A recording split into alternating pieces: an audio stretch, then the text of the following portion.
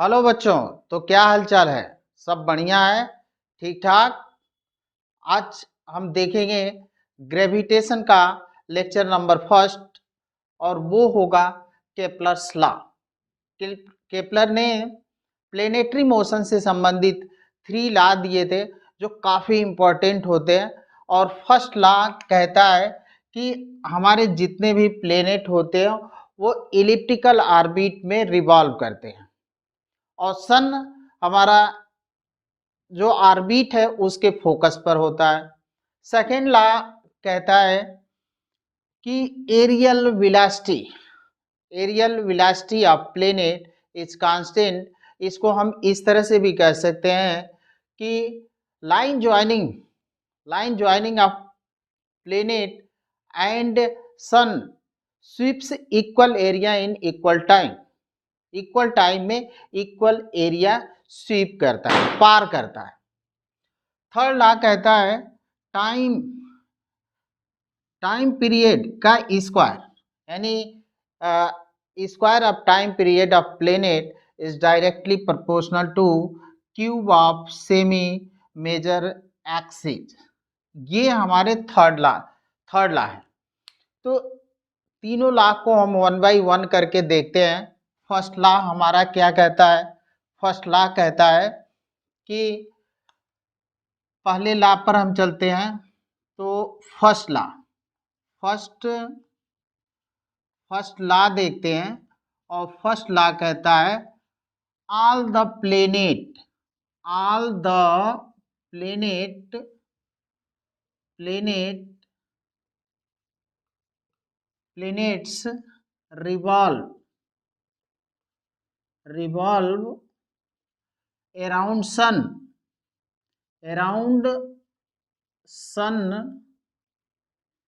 In elliptical orbit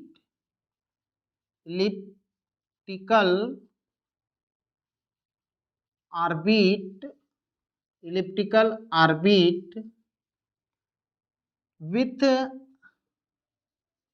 sun at one of its foci। ये है हमारा फर्स्ट लॉ। तो फर्स्ट लॉ क्या कहता है? All the planet revolve around the sun in elliptical orbit with sun at one of its foci. अब ellipse कौन सी बला है?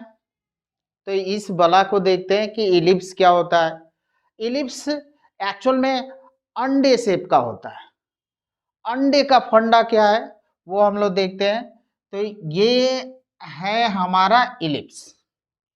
अंडे की आकृति का है इलिप्स, और ये इसकी मेजर एक्सिस कहलाती है, और इसको बोलते हैं माइनर एक्सिस। अगर हम एक्स ले लें और इसको एक्स डैश, दो चीजें, इसको हम मान लेते हैं वाई, और ये वाई डैश, ये डिस्टेंस होता है ए, और ये डिस्टेंस होता है ए। मीन्स यहां से यहां तक देखें तो टोटल डिस्टेंस होता है 2। ये डिस्टेंस हमारा होता है 2 है। और यहां से अगर देखें तो ये कहलाता है माइनर एक्सिस, और ये डिस्टेंस होता है 2b। ये है हमारा सेंटर। तो सेंटर वो है। और अगर इसका कोऑर्डिनेट देखें तो इसका कोऑर्डिनेट होगा a,0, और इसका कोऑर्डिनेट होगा -a,0। इसका कोऑर्डिनेट होता है 0,b, और इसका कोऑर्डिनेट होता है 0-b। ये, और इसके दो फोकस होते हैं। एक फोकस हमारा यहाँ पे होता है जी, जिसका कोऑर्डिनेट होता है -a,0। ई क्या है मैं अभी बता रहा हूँ आपको।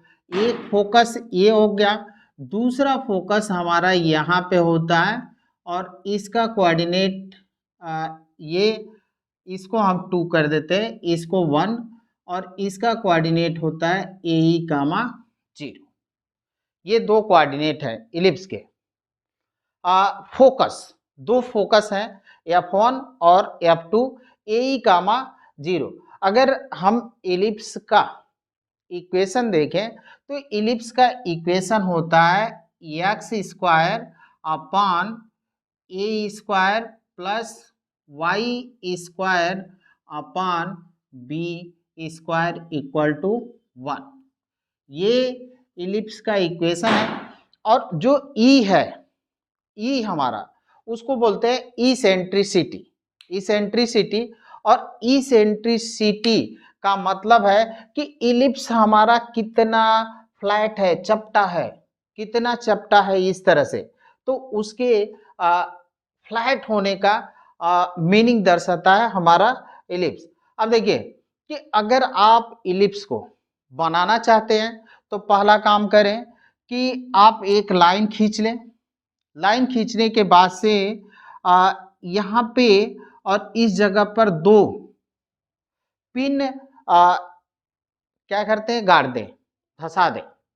और पिन धंसाने के बाद एक आप क्या करें कि कील लें और इसमें कुछ रस्सी आप इस तरह से त्रिकोण टाइप का रस्सी ले लें और फिर इस पिन में लगाकर फिर इस जो आपके पास तीसरी कील है उसको ऐसे चलाएंगे तो ये इस तरह से चलेगा, ये हमारा इलिप्स बन जाएगा।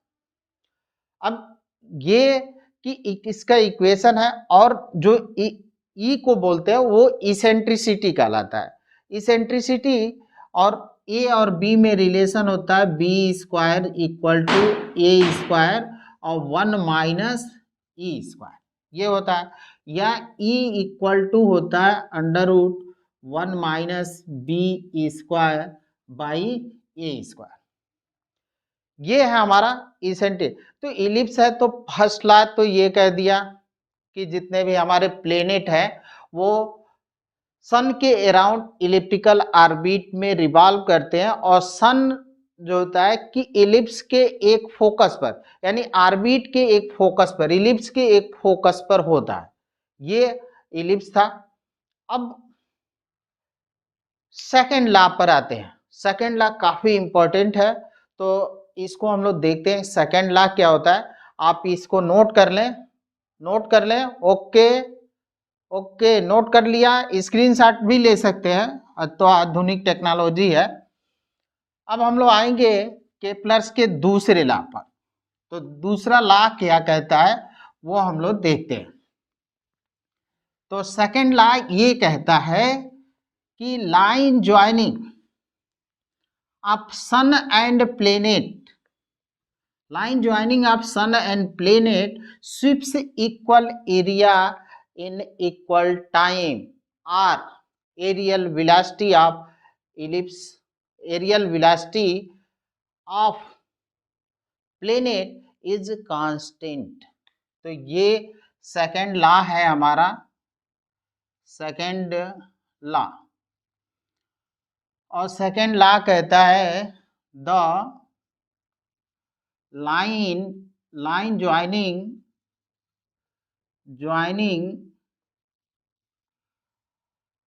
of planet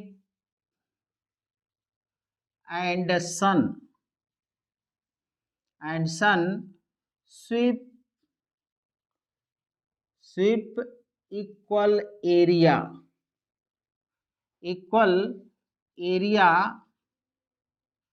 in equal time।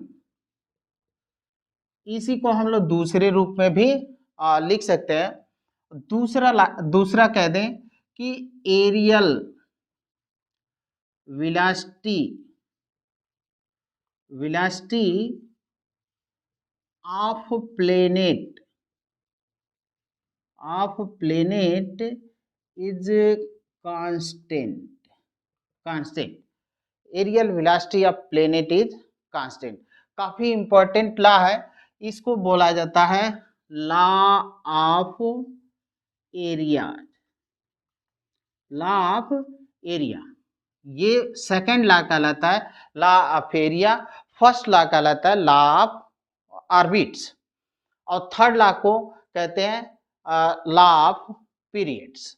तो ये हमारा था कि the line joining a planet and sun sweep equal area in equal time, और इसी को हम कहें कि areal velocity of planet is constant. Areal velocity of planet हमारा क्या होता है, कांस्टेंट होता है।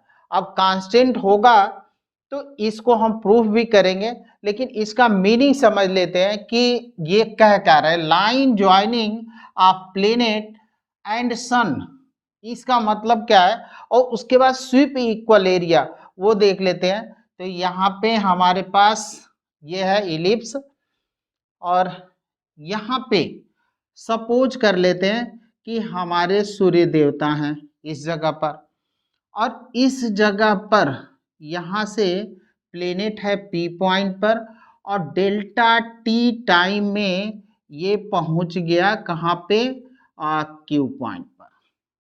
और इसमें जो एंगल बनी वो एंगल है थीटा। ट्यू ट्यू ट्यू ट्यू ये हमने ले लिया, ठीक है। और फिर यहाँ से इस जगह पर ये सन है, और यहाँ से ये ले लेते हैं, ये पॉइंट हम मान लेते हैं यम, और ये पॉइंट मान लेते हैं यन। ट्यू ट्यू ट्यू ट्यू ट्यू ये हो गया हमारा यम से यन तक।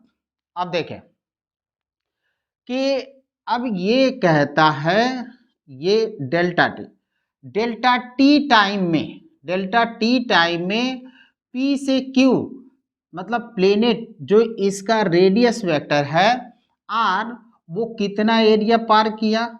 यहाँ से देखें तो ये इतनी एरिया को पार करता है, यहाँ से ये इतना एरिया पार करता है।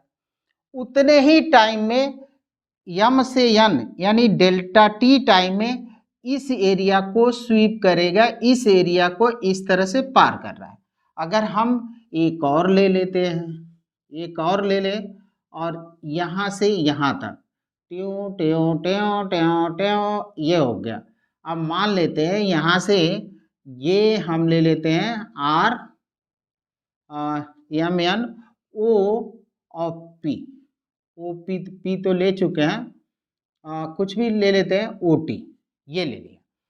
अब ये और डेल्टा टी टाइम, यानी डेल्टा टी टाइम में इतनी एरिया पार किया, उतने ही डेल्टा टी समय में इतनी एरिया पार किया, और डेल्टा टी समय में कितना एरिया है, इस एरिया को पार किया, स्वीप किया।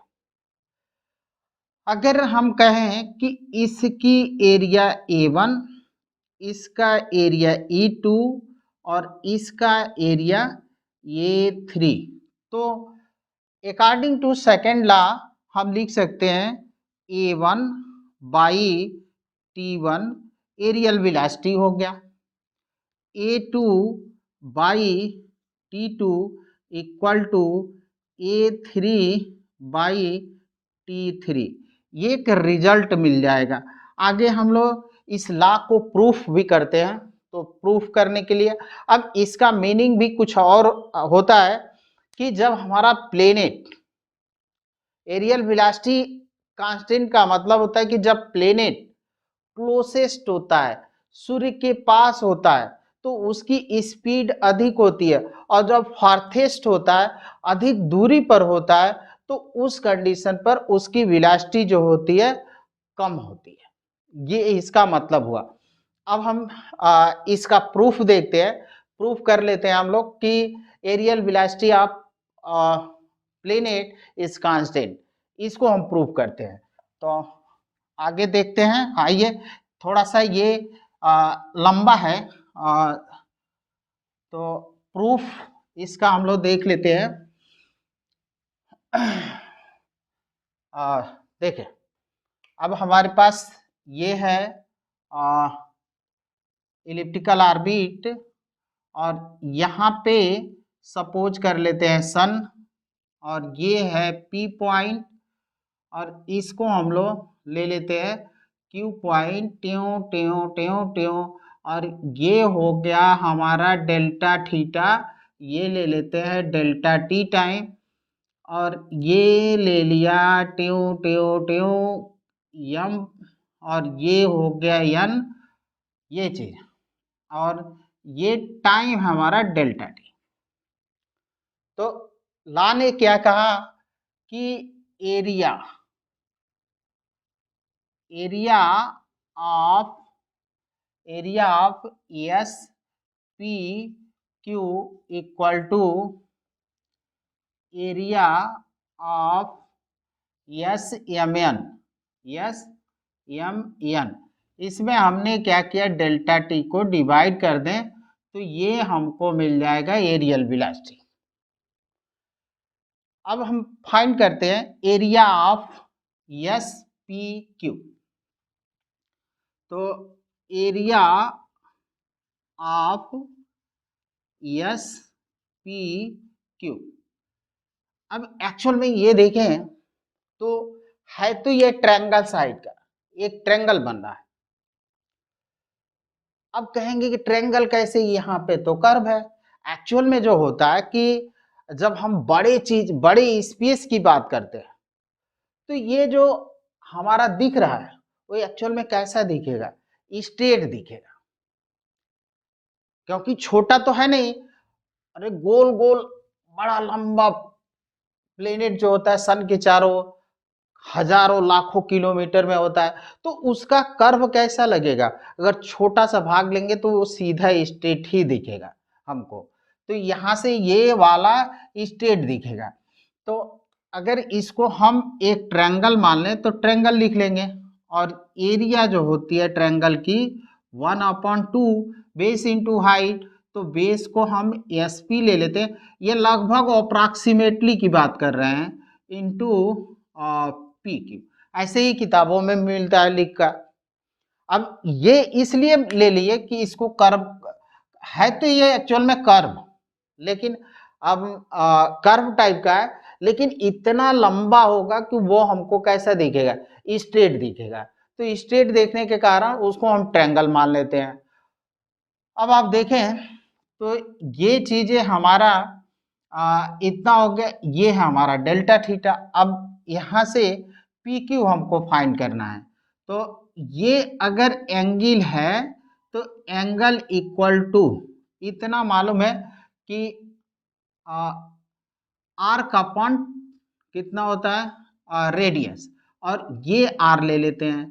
तो आर्क हमारा पी क्यू और रेडियस आर, तो पी क्यू इक्वल टू मिल जाएगा आर और डेल्टा थीटा। तो इसको हम डेल्टा ए मान लें एरिया को, और इस तरफ आए तो देखिए 1/2 और एस पी कितना आर और पी क्यू कितना मिला आर डेल्टा थीटा। अब इसको हम लिख सकते हैं 1/2 R square into delta theta, और ये हो गया डेल्टा ए।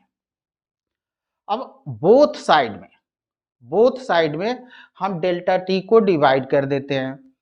तो delta A upon delta T equal to 1/2 R square delta theta upon delta T, ये हो गया।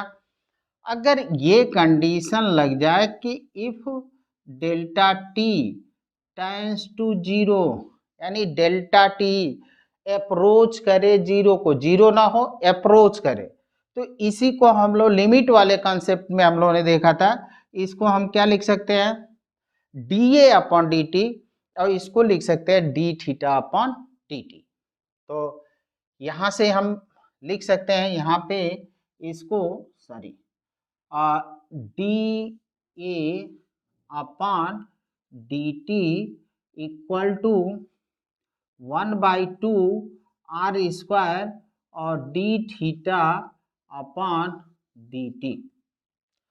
और D theta upon D T कुछ होता है, बोलो बोलो बोलो भाई बोलो, D theta upon D T कुछ होता है, yes, D theta upon D T हम लोग पढ़ कर आए हैं, ये होता है omega, angular velocity of planet. इसको हम लिखेंगे, ये क्या होगा, angular velocity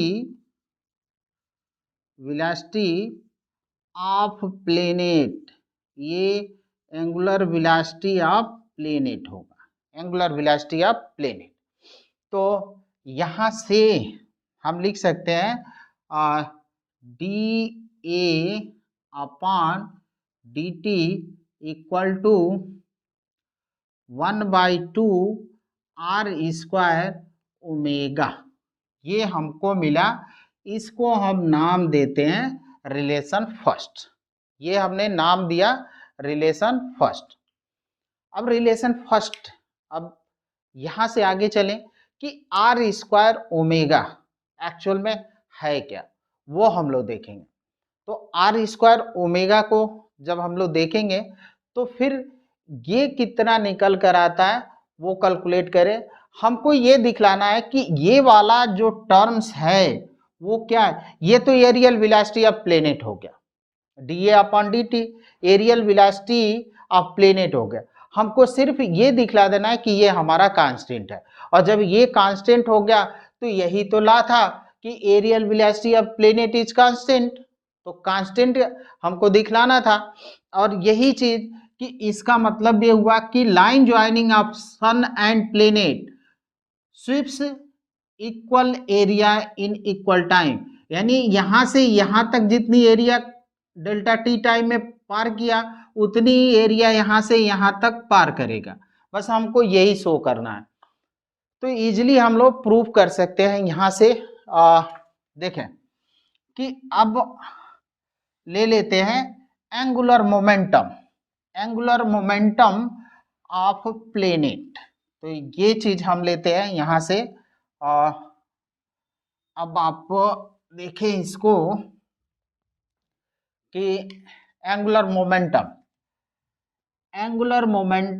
L equal to I omega, where I is the moment of inertia, और मोमेंट ऑफ इनर्शिया है, इसको हम लिख सकते हैं M R square omega, M R square omega L. अब यहाँ से एल बाई एम कर दें और ये हो गया आर स्क्वायर ओमेगा, यानी R square omega equal to L by M. तो यहाँ से हम ले लें D A upon D T, हमारा रिलेशन फर्स्ट है, D A upon D T equal to हमको मिल जाएगा आर स्क्वायर ओमेगा की जगह पर हम रख देंगे एल बाई एम, तो हमको मिलेगा L by 2m। Mass of planet, M जो होता है मास ऑफ प्लेनेट है, तो वो तो ऑब्वियसली कांस्टेंट होगा मास ऑफ प्लेनेट, लेकिन हमको यल देखना है कि कांस्टेंट है कि नहीं है। तो देखें कि इसमें प्लेनेट के कंडीशन में जो हमारा ये होता है स्पीड होता है, जैसे कि कहते हैं लीनियर स्पीड, वो कांस्टेंट नहीं होता है, लीनियर स्पीड हमारा कांस्टेंट नहीं होता है। तो जो हमारा मोमेंटम होगा वो भी नहीं कांस्टेंट होगा, लेकिन एंगुलर वेलोसिटी ओमेगा कांस्टेंट होता है और यल भी कांस्टेंट होगा। वाई, अब यही चीज देखेंगे कि वाई ऐसा क्यों होता है, वाई ऐसा हमारा क्यों होता है कि v कांस्टेंट नहीं है, p कांस्टेंट नहीं है, लेकिन ओमेगा और यल हमारे कांस्टेंट है। Angular velocity of planet, angular velocity, ये angular momentum of planet constant होता है। तो देखिए कि यहाँ पे ये है हमारा सन, सूर्य देवता, और यहाँ पे प्लेनेट, तो सूर्य पर, सूर्य के कारण, सन के कारण प्लेनेट पर यम द्रव्यमान है, प्लेनेट पर ग्रेविटेशनल फोर्स लगता है, प्लेनेट पर ग्रेविटेशनल फोर्स लगता है, और line of action of these force, line of action of these force passes through axis of rotation of planet, axis of rotation of planet. तो जब axis of rotation, line of action इसका force का axis of rotation से होकर पास करेगा तो कोई torque act नहीं करेगा। तो यहाँ पे लिखेंगे कि जो हमारा ये फोर्स है, ये इसका लाइन ऑफ एक्शन जो होता है वो इस फोर्स का line of action passes through the axis of rotation, जिसके थ्रू ये रोटेट कर रहा है उसका एक्सिस ऑफ रोटेशन से होकर जा रहा है। तो एक्सिस ऑफ रोटेशन से होकर जाता है तो नो टार्क एक्ट, कोई टार्क एक्ट नहीं होता है। तो नो टार्क एक्ट, जब हमारा टार्क एक्ट नहीं किया तो याद करिए D L upon D T equal to कितना होता है, टार्क होता है। और टार्क हमारा जीरो है, तो टार्क जब जीरो हो गया तो D L upon D T कितना हो गया, जीरो के बराबर। और कैलकुलस में हम लोग पढ़े हैं कि किसी भी कांस्टेंट का डिफरेंशिएशन क्या होता है, जीरो होता है, D C upon D X. तो C क्या है यहाँ पे, C कांस्टेंट है। तो dl अपॉन dt हमारा क्या आ गया, जीरो, मीन्स L क्या है, कांस्टेंट है। यानी angular momentum of planet is constant. Angular momentum of planet is constant. जो प्लेनेट है उसका एंगुलर मोमेंटम क्या होगा, कांस्टेंट होगा। ये था हमारा कि अब यहाँ तो dA upon dt equal to हम लोग पहुंच गए L/2m। m ऑब्वियसली कांस्टेंट है, ये नंबर्स है तो ये कांस्टेंट है, और L को हमने दिखला दिया कि हमारा कांस्टेंट है। तो देयरफॉर हम ये लिख सकते हैं, यहाँ से इस बात को हम लिख सकते हैं कि dA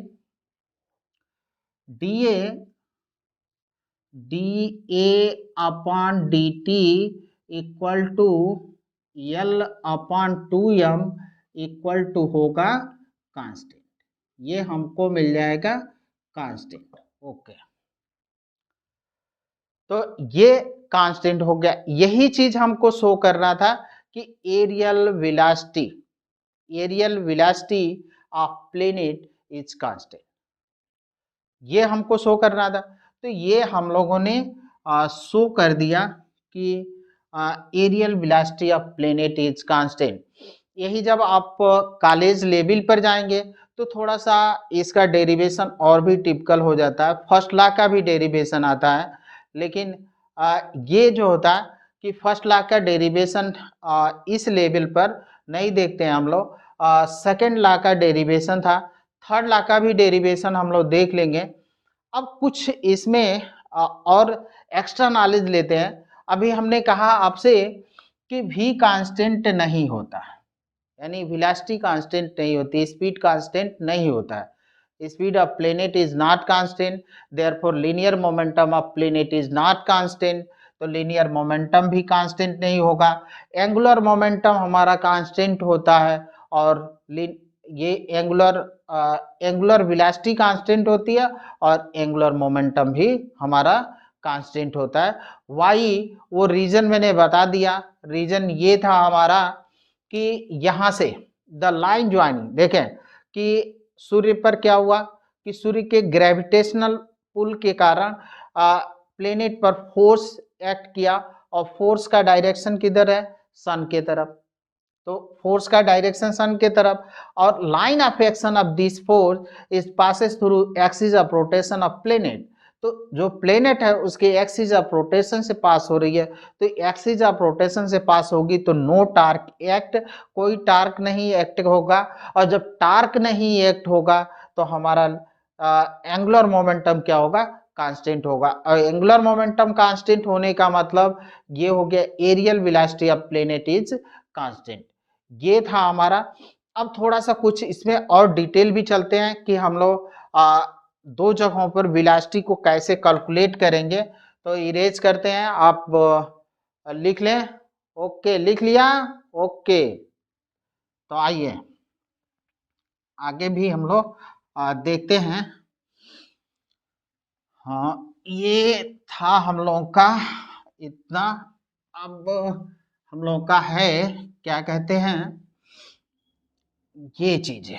अब ये ले लेते हैं हम लोग कि हमारे पास इलिप्स है और इस इलिप्स में सन यहाँ पे है, ये मान लेते हैं कि सन है, सन है। और यहाँ पे वेलोसिटी v1 और यहाँ पे वेलोसिटी हम मान लेते हैं v2। इस जगह पर वेलोसिटी, और ये सन से इस जगह पर जब प्लेनेट है तो डिस्टेंस हम लिखते हैं r1, ये डिस्टेंस r1 ले लेते हैं और इस डिस्टेंस को हम ले लेते हैं r2। ये सिचुएशन यानी जब प्लेनेट हमारा सन से दूर होता है तो इसको कहते हैं फॉर्थेस्ट फ्रॉम सन। सन ये पोजीशन सन, ये कंडीशन जो होता है हमारा कहलाता है पेरिहेलियन और इसी को बोलते हैं पेरिगी। तो ये कहलाता है पेरिहेलियन, पेरिहेलियन, और इसी कंडीशन को पेरिगी भी बोलते हैं। ये हमारा पेरिगी है। और जब ये होता है कंडीशन क्लोसेस्ट टू सन, तो इस कंडीशन को कहते हैं एफेहेलियन या अपोगी। तो इसको बोलते हैं एफेहेलियन और इसी को बोलते हैं अपोगी। यानी जब सन से प्लेनेट नियरेस्ट होता है तो दिस कंडीशन इज कॉल्ड एफेहेलियन या अपोगी। और जब फॉर्थेस्ट होता है सन से प्लेनेट हमारा लार्जेस्ट डिस्टेंस पर होता है तो इस कंडीशन को बोलते हैं पेरिहेलियन या पेरिगी। अब हमारे पास दो चीजें हैं, एक तो r1 है। अब इस सिचुएशन को देखें, यहाँ से ये हम ले लेते हैं, ये हमारा सेंटर है, सन यहाँ है, सन से ये लार्जेस्ट, ये डिस्टेंस हमारा कितना था, ये डिस्टेंस था a, ये डिस्टेंस ये था और ये डिस्टेंस भी a था। और यहाँ पे जो कंडीशन था AE कामा 0 माइनस AE कामा 0 और यहाँ पे जो फोकस था वो AE कामा 0 ये था। अब R1 अगर हम कैलकुलेट करते हैं तो R1 इक्वल टू, देखें कि इतना डिस्टेंस तो AE हो गया और ये क्या हो गया, यहाँ से यहाँ तक ये हो गया, तो A प्लस AE, ये लेफ्ट साइड होने के कारण माइनस है तो ऐसा नहीं देखना है, डिस्टेंस तो हमेशा पॉजिटिव होता है तो ये E और ये हो गया ये, तो R1 इक्वल टू मिल जाएगा A plus AE, A plus AE। अब यहां से अगर A को कॉमन ले लें तो 1 प्लस कितना होगा E होगा। R2 पर अगर आ जाए तो R2 देखें, इतना डिस्टेंस कितना है हम लोगों का, इतना डिस्टेंस A है और ये डिस्टेंस A ही है, तो A में से हम किसको सब्ट्रैक्ट कर दें, A माइनस AE, तो A को कॉमन ले लें तो 1 माइनस E, ये हमको मिलेगा। दो कंडीशन बन गया। अब ये कि इक्वेशन कोई डाल दें या इसको हम ब्लॉक में लिख देते हैं, ये फर्स्ट कंडीशन। अब हम लेते हैं conservation of momentum, angular momentum. तो कंजर्वेशन ऑफ एंगुलर मोमेंटम का कंडीशन लगा देते हैं दोनों पॉइंटों पर। तो कंजर्वेशन ऑफ एंगुलर मोमेंटम हम ले लें, तो एंगुलर मोमेंटम का कंजर्वेशन हमको यहाँ पे देखना है। तो एंगुलर मोमेंटम क्या होता है, मोमेंट ऑफ मोमेंटम, तो मोमेंट ऑफ मोमेंटम पहले पॉइंट का इस जगह का मोमेंटम एंगुलर मोमेंटम, फिर इस जगह का angular momentum r1 cross p1, r2 cross p2, r2 cross p2 vector format में। अब आप वेक्टर में मालूम है आपको कि a cross b equal to कितना होता है, ए बी साइन थीटा। अब यहाँ पे देखें r1 और ये इस पर हमारा p1 होगा, तो एक्चुअल में mv1, तो यहाँ से एंगल कितनी बन रही है 90 डिग्री, और यहाँ पे एंगल कितनी बन रहा है 90 डिग्री, तो ये हो जाएगा r1 और p की जगह पर mv1, तो mv1 और साइन 90, और इस तरफ आ गए तो mv2 r2 भी रहेगा यहाँ पे, r2 mv2 और ये हो गया साइन 90। साइन 90 की वैल्यू जो होती है 1 होती है, m ने m को मार देगा, तो यहाँ से हमको मिलेगा r1 v1 equal to r2 v2, ये हमको मिला। अब एक काम करते हैं, यहाँ से रेशियो हम कैलकुलेट कर लेते हैं।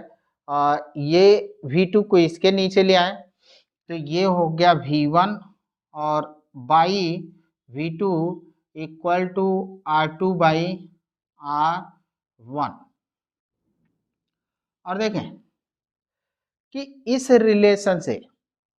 रिलेशन को हम लिख सकते हैं R V equal to V constant, यहां से भी हमको मिल जाएगा।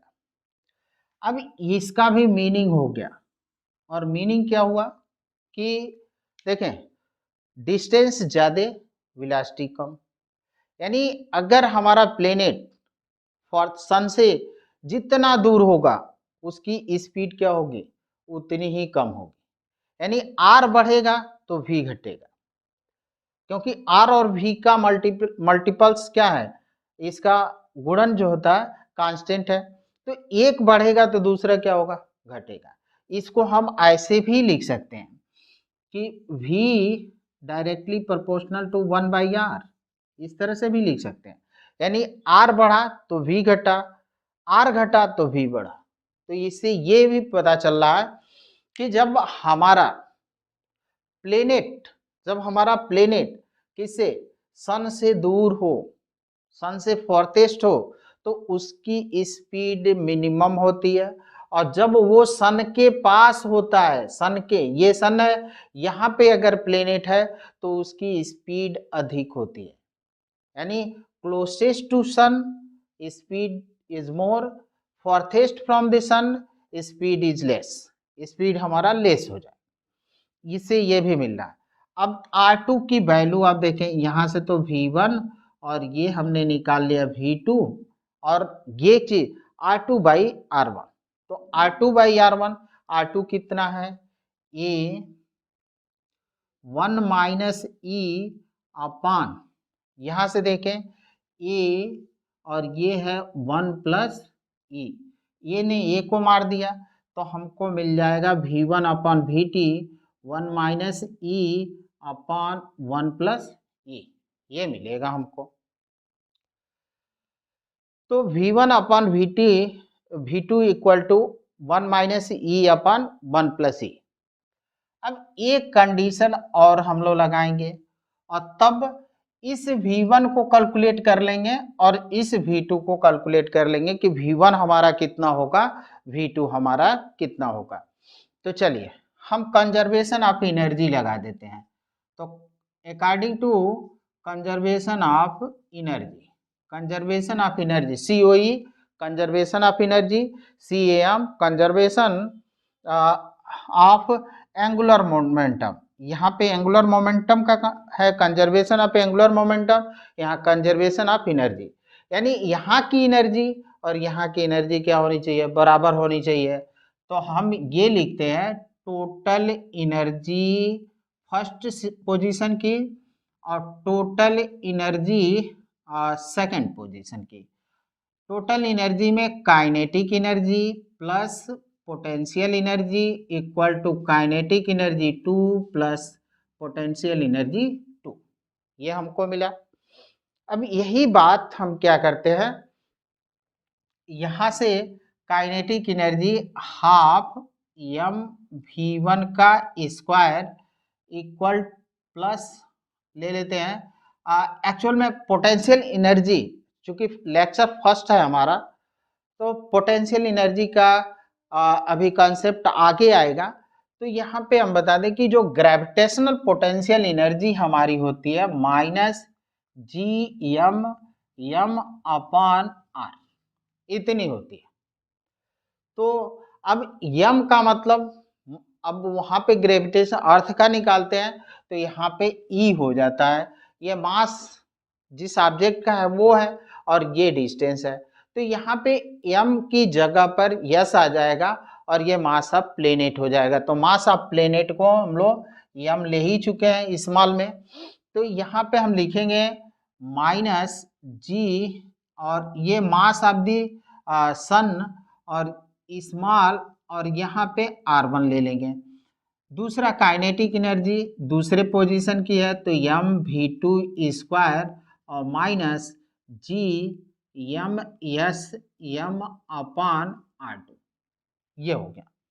अब आप देखें तो m यहाँ पे, m यहाँ पे, m यहाँ, m यहाँ, तो m को हम क्या कर सकते हैं, दो बोथ साइड है तो कैंसिल कर सकते हैं। यहाँ पे V1 square upon 2, V2 square upon 2 और ये GMS अपॉन R2, तो हम लिख सकते हैं V1 है V1 का स्क्वायर अपॉन V2 का square equal minus sorry very sorry V1 square upon 2 है और माइनस है GMS upon R1 equal to V2 का square upon 2 minus GMS upon R2। एक स्टेप और बढ़ाएं तो इसको हम क्या करते हैं कि एलसीएम ले लें, तो फिर हमारा यहाँ पे इस तरह से लिखते हैं कि 2 को यहाँ कर देते हैं 2 को, और इस V2 को हम यानी 2 को हम क्या करते हैं मल्टीप्लाई कर देते हैं बोथ साइड, तो 2 को मल्टीप्लाई करेंगे तो यहाँ से देखें 2 कैंसिल होगा तो V1 स्क्वायर माइनस हो जाएगा 2GMS अपॉन R1 और इस तरफ आप चलेंगे तो V2 square minus 2GMS upon R2, ये हमको मिलेगा। अब एक काम करें कि हम ले चलते हैं और V1 को उस तरफ, यानी इसको हम इधर ले आते हैं और इस वाले टर्म को इधर ले आते हैं, तो ये टर्म जब इधर लाएंगे तो प्लस होगा और इसको उधर ले जाएंगे तो माइनस, तो यहाँ V2 स्क्वायर ऑलरेडी है माइनस हो गया V1 स्क्वायर, ये वाला टर्म उठकर इधर आया तो प्लस होगा, तो 2GMS upon R2 minus 2GMS upon R1। अब आप इसको नोट कर लें तो फिर हम देखते हैं, या एक स्टेप और बढ़ लेते हैं, V2 square minus V1 square equal to 2GMS हमारा कांस्टेंट है तो 1/R2, R2 आप देखें तो क्या है A1 माइनस E, तो ये है 1 माइनस E माइनस है यहाँ पे A1 प्लस E, तो 1 अपॉन A1 प्लस E, ये रिलेशन हम दे देते हैं। एक रिलेशन इसको हम देखते हैं, पहले भी दिए हो तो इसको 2 मान लेते हैं और इसको हम रिलेशन दे देते हैं थर्ड। अब जब हम सेकंड और थर्ड को सॉल्व करेंगे, सेकंड और थर्ड को सॉल्व करेंगे, इस इक्वेशन को हमको सॉल्व करना है, तो कैसे हम लोग सॉल्व करेंगे, हम लोग के पास दो चीज़ें मिल चुका है, एक V2 upon V1 equal to 1 minus E upon 1 plus E, ये है। और दूसरा इक्वेशन है हमारे पास v2 square minus v1 square equal to 2gms और 1 अपॉन r2। r2 की वैल्यू था a 1 माइनस ई और माइनस 1 अपन r1, 1 अपन r1 की वैल्यू है a 1 प्लस ई। ये हमारे पास इक्वेशन है। अब हमको फाइंड करना है v1 v2। तो इस कॉन्सेप्ट से सीखें आप कि v1 v2 को हम लोग कैसे लिखेंगे। यहाँ पे सन है इस जगह पर, तो ये डिस्टेंस r1 और ये डिस्टेंस हमारा r2 है। और यहाँ पे जो वेलोसिटी है वो है v1 और इस जगह पर वेलोसिटी है वो है v2। अब ऑब्वियसली सन से ये वाली जब v1 है, यहाँ पे जब प्लेनेट है तो उसकी स्पीड जो होती है कम होगी, और यहाँ पे जो प्लेनेट है वो सन के पास है तो इस जगह पर स्पीड ज़्यादा होगी। तो अब इसको सॉल्व करने बैठ जाएंगे तो टाइम ज़्यादा लगेगा। तो फिर डायरेक्ट एक कॉन्सेप्ट से हम लोग v1 और v2 की वैल्यू को लर्न कर सकते हैं। तो v1 जो निकलेगा वो कम होगा, तो ऐसे हम लिख देते हैं ये निकलेगा हम लोग का under root G M S upon A, G M S upon A और 1 minus E upon 1 plus E, ये होगा। क्योंकि ऊपर माइनस वाला है तो ये क्वांटिटी कम हो जाएगी, ये क्वांटिटी ज़्यादा होगी, तो ये छोटा आएगा, तो v1 की वैल्यू छोटी आएगी। v2 की वैल्यू निकल कर आएगा under root G M S upon A और ये चेंज हो जाएगा 1 plus E upon 1 minus E. तो ये v1 और v2 को हम लोग कैलकुलेट कर सकते हैं। अब आते हैं हम लोग थर्ड लॉ के तरफ। थर्ड लॉ के प्लस का तीसरा नियम। थर्ड लॉ ये कहता है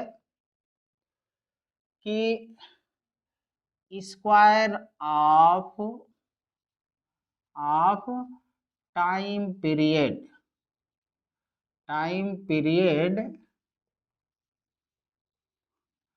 of planet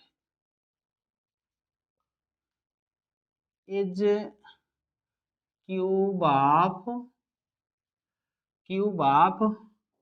semi major axis. यानी देखें कि इसका मतलब ये हुआ कि स्क्वायर ऑफ टाइम पीरियड और सेमी मेजर क्यूब, ये हमारा होता है ये। कह लें कि ऐसे ले लें एक प्लेनेट और दूसरा प्लेनेट ये है, तो यहाँ से एक प्लेनेट इस जगह पर, एक प्लेनेट हमारा ये r1 और ये r2। तो एक्चुअल में ये स्क्वायर r क्यूब लिखे तो उतना बेस्ट नहीं है जितना कि ये है। और ये याद होगा कि 2a होता है और इसका आधा ये होगा, यानी 2a को बोलते हैं हम लोग क्या मेजर एक्सिस, और मेजर एक्सिस का आधा यानी सेमी मेजर एक्सिस के क्यूब के प्रोपोर्शनल होता है। तो यानी square of time period of planet is proportional, यहाँ रहेगा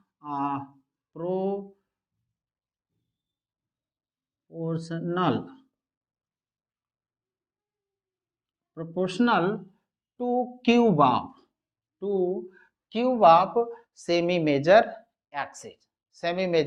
एक्सिस। अब इसको भी हम लोग इजिली प्रूफ कर सकते हैं। कहाँ से प्रूफ करें, कैसे, तो वो देखते हैं। देखिए कि टाइम पीरियड है, तो time period T equal to हम ले सकते हैं time period equal to areal velocity, sorry ये हो गया area of ellipse, area of ellipse upon areal velocity, और ये हो गया एरियल वेलोसिटी। और जो हमारा इलिप्स होता है, इलिप्स ये है और ये इलिप्स है, तो जो इसकी एरिया होती है वो होती है पाई ए बी। ये मालूम है आपको कितना होता है, ये इतना होता है ये, और बी कितना होता है, इतना भाग, इतना होता है बी। तो जो इसकी एरिया होती है पाई ए बी स्क्वायर यूनिट, तो पाई ए बी। अब हमारे पास एरियल वेलोसिटी है, तो एरिया हो गया पाई ए बी, और एरियल वेलोसिटी हम लोगों का क्या था, D A upon D T. और D A upon D T हम लोग कैलकुलेट किए हैं, pi A B upon D A upon D T है यल बाई टू एम, एक चीज की और जरूरत पड़ेगी, लेटस रेक्टम की।